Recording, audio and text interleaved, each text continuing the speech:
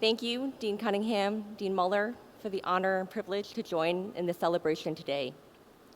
To the leaders and faculty and staff of the Icahn School of Medicine at Mount Sinai and the Mount Sinai Health System, I can imagine a lot has gone into planning for this day to make it special and also safe for all those attending. So thank you. Thank you to the first-year medical students and your loved ones here today and those joining virtually. Today is a joyful one, a reflection of many years of hard work and the many sacrifices you've made, and the sacrifices of those you hold dear and who hold you dear. When I got the invitation to give these remarks, I asked Dean Cunningham about the theme of today's ceremony, and her response, keeping healthcare human. Later that month, I had the chance to spend time with my extended family. I told them that I got asked to come to Mount Sinai to speak for the white coat ceremony. Both parents and my two sisters, all of whom had the chance to participate in my white coat ceremony and sat in those seats, 3 out of 4 are also physicians, together, like a resounding chorus, asked, "Are you sure they have the right person?" So I offered to revise the theme from keeping healthcare human to keeping it real and self-aware. I am lucky that in the work that I do, I spend time thinking about the human-to-human relationships that are the foundation of the U.S. health system. I am blessed with my own relationships with primary care patients that have spanned years and generations of families. Today, and together with my patients and my colleagues, we navigate the complexities of whole person health, inclusive of medical, behavioral, and social care needs.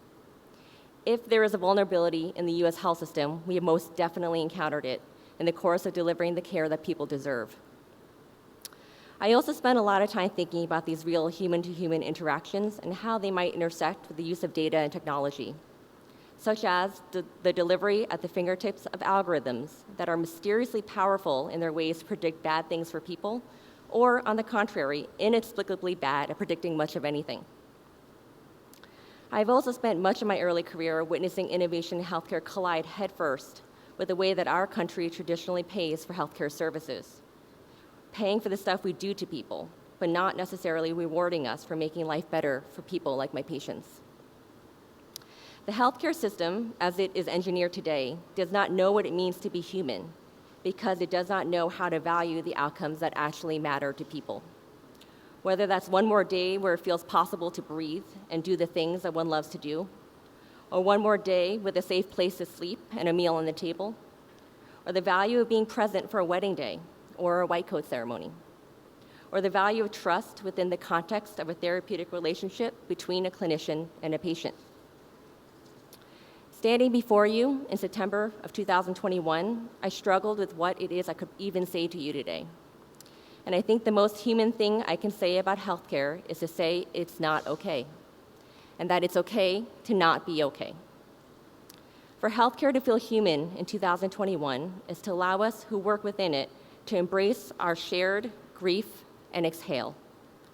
To name this overwhelming sense of grief, we grieve for the loss of life, the loss of civility, the loss of a sense of certainty about what our collective future holds.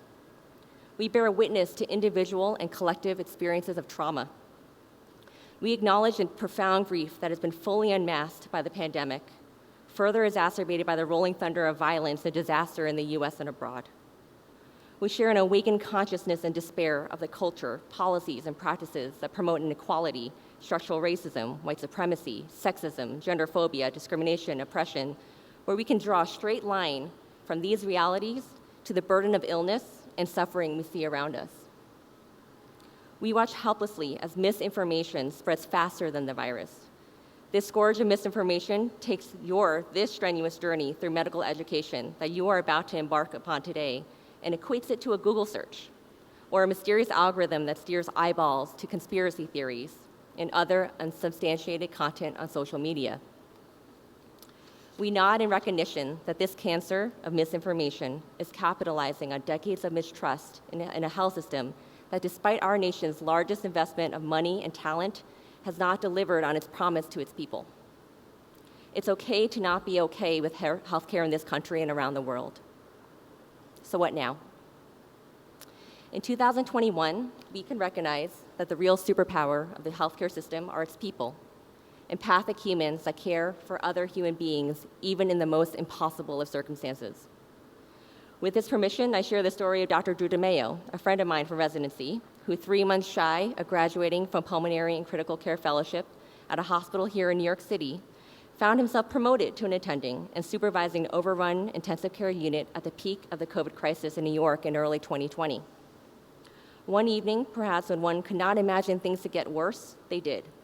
The alarms on the ventilators all started going off in unison. Drew describes that it was so loud it sounded like a panicked crowd shrieking. The electricity for the ICU had gone out. He found himself having to quickly do the math and mobilize teams to effectively use what backup generator capacity he had versus manually ventilating half of an ICU full of patients who were dependent on those ventilators to stay alive until the power could be restored. As we recounted this story to my former co-residents and I over an impromptu Zoom reunion, and we had a lot of those throughout the spring of 2020, I remembered a quote from Nobel laureate, author, and professor Toni Morrison, the invited speaker for my baccalaureate graduation service at Princeton, my college alma mater. She said, "You are a citizen in a community and a person like no other on the planet. No one has your exact memory but you.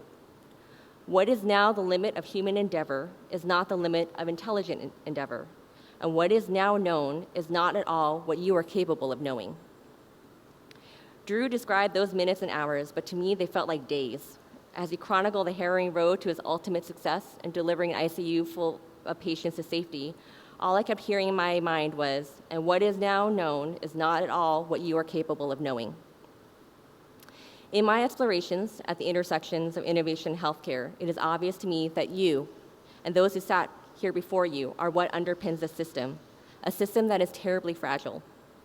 If its people are its foundation, the health system is a building whose foundation has not been given the full attention and reinforcement it needs to provide reliable shelter from the storm. But in 2021, we can't stand idly by waiting for the system to wake up or for some external force to save us. 2 weeks ago, I happened upon a news clip from a local TV station in Nashville, Tennessee. The footage is of a group of about 4 to 5 doctors in white coats waiting outside a public press conference. They're standing there, waiting for an elected official to finish up the press conference. The audio and video catches them patiently asking if they might speak with him to discuss stronger policy measures the state could take to stem the tide of COVID-19 transmission in Tennessee. The hospitals and ICUs are again overwhelmed. If you blink, you would miss her, Dr. Joyce A. Williams, a friend of mine from high school, who currently delivers ICU care in Nashville.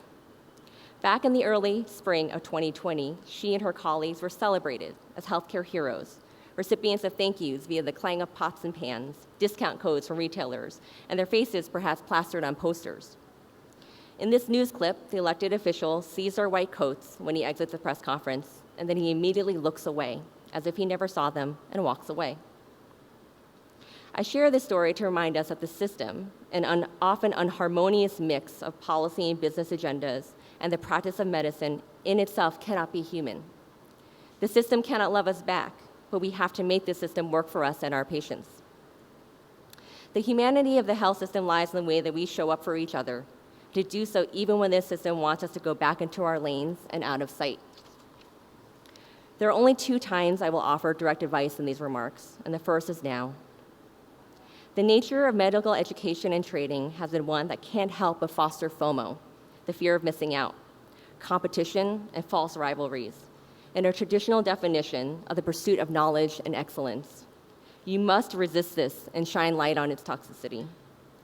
Look to your left and look to your right and make a vow to show up for each other each and every day. To keep healthcare human in 2021 is to recognize that the road will feel long and dark and lead us to question our choices. Extend grace and be accountable for each other's health, body, and mind. Some of my colleagues and friends have said I am incredibly harsh when it comes to what I expect of our healthcare system. James Baldwin, renowned American writer and activist, once wrote, "I love America more than any other country in the world, and exactly for this reason, I insist on the right to criticize her perpetually." Today, we can borrow from these words and sentiments a professed love for the study and practice of medicine and delivery of healthcare. And stemming from this love, the need to be persistent in our critique of the system so that it can achieve its full potential and outcome. In 2021, we know, more than perhaps any other time in the history of humankind, what we are capable of, and have witnessed tremendous breakthroughs of intelligent endeavor. My sighs of relief were audible as I watched vaccines delivered into the arms of my most vulnerable patients in North Carolina, and received word of loved ones here in New York doing the same. We witnessed feats of cooperation and collaboration, and at lightning speed, across public, private, nonprofit sectors during the pandemic. In North Carolina, I had the personal experience of working alongside material engineers, scientists, manufacturers, insurers, and hospitals to completely reimagine the supply chain of PPE and make N95s from scratch in our own backyard. Necessity was indeed the mother of invention, but now we must reckon with how and why we got to this place of dire necessity and what happens next. At the same time last year, in the Annals of Internal Medicine, Dr. Lakshmi Krishnan, a dear friend from residency now at Georgetown, along with her former colleagues, Dr. Michelle Ogunwole and Dr. Lisa Cooper from Johns Hopkins, examined the 1918 influenza pandemic and the impact of structural inequity and healthcare gaps, and what can be learned from the resilience and response of the Black community over 100 years ago. They wrote, "When the dust settles in the wake of COVID-19, let us not allow ourselves to fall into a great amnesia, another forgotten pandemic. Let us remember whom this disproportionately affected and why. Taking this as impetus for mobilization, let us begin to rewrite the story of health disparities in America. In this new chapter, we will be better prepared to offer all citizens a fair and just opportunity to attain their highest level of health." This quote reminded me of my childhood visits to my dad in a clinic in the Bronx. My dad, an immigrant and a first-generation American, is now retired and was for many decades a devoted physician of physical health and rehabilitation medicine. One of the missions we would do together on weekends was go out to various shopping malls and stores to find good quality sneakers at bargain prices. Using leftover supplies from his clinic, we would retrofit them with comfortable insoles. My dad would offer them to patients as a way to promote foot health for diabetics. He would also offer them to patients or caregivers who could use a pair of shoes or knew someone who did, in exchange for conversation about foot health, chronic disease management, and opportunities for self-care. When I share this story about my dad, it's met with commendation, like the clang of pots and pans, for the charitable endeavors of one physician. They are charitable because they are neither compensated nor incentivized for their value in the way our health system is programmed to pay for care. But now is the time to rewrite the narrative and reprogram the system. You are beginning your journey through a career in medicine at a time of great awakening and an urgency to think anew. If we are to keep healthcare human in 2021, we must have courage to systematically dismantle and rebuild a health system that values the health outcomes that really matter to people, delivering care to improve their lives and their livelihoods. This will also mean leading our system through dramatic, potentially painful changes, including in the way our society pays for health and not just health care. Quoting a mentor, luminary of value-based care, and friend, Dr. Rahul Rajkumar, how we pay for healthcare signals what we value. You will be center stage for this critical phase of evolution for healthcare in this country. And now the second time I will offer direct advice in these remarks. As a medical student, you have the distinct and unique privilege to witness and be present in spaces of human joy, suffering, and tremendous uncertainty. Now is not the time to bury your head in the sand or books. I urge you to embrace this privilege, open your eyes, ears, and mind to what is to be learned outside the classroom, and to the stories of patients and communities. You will encounter many vulnerabilities and contradictions in the way that healthcare is delivered and the sequelae. Keep a running list, write them down, and be brave enough to keep asking questions until you understand.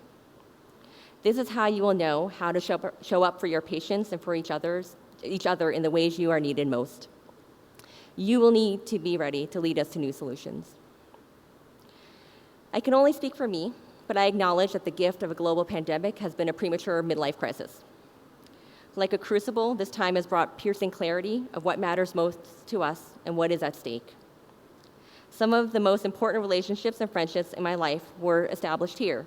Fun fact, I technically picked up my best friend, life partner, husband, Dr. Andy Mumm at EHOP. I count among these relationships enduring connections with physician leaders who are advancing care for the seriously ill, incarcerated, vulnerable populations, and transgender youth. I'm privileged to know them, to celebrate their work, and to feel them stand by me through times of impossible levels of joy and grief. In 2021, who we are is no longer defined by the white coat. Rather, in this time of great awakening, you, together, are being called upon to redefine what white coats will mean to this world. You belong here. You are not alone. We are in this together. Thank you, congratulations, and you got this.